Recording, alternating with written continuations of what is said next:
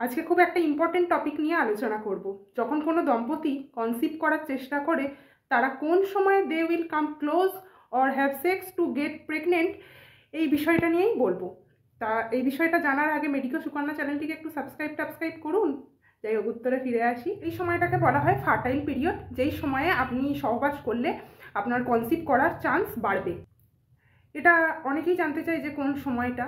আমরা বলি সপ্তাহে 2 থেকে 3 দিন অন্তর সহবাস করলেই আপনার কনসিভ করার চান্স থাকবে।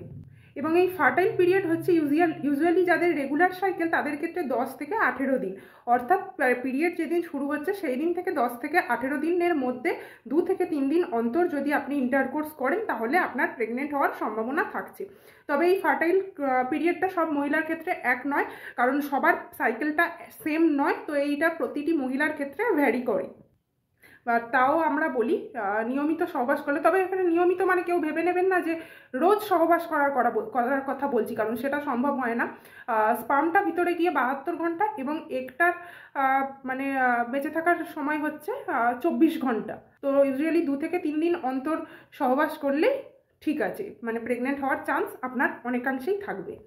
তাই এই রোজ অল্টারনেট ডে অনেক সময় ডাক্তারবাবুরা লিখে দেন, কোনো ডেট লিখে দেন, মানে ধরুন 18, 20, 22, 24, ইটস নট পসিবল, কারণ এটা কোনো মেকানিক্যাল ব্যাপার নয়। এই ব্যাপারগুলো বুঝতে হবে। তো এই ধরনের আরও অনেক ছোট ছোট ভিডিও পেতে মেডিকো সুকন্যা চ্যানেলটির পাশে থাকুন। ধন্যবাদ।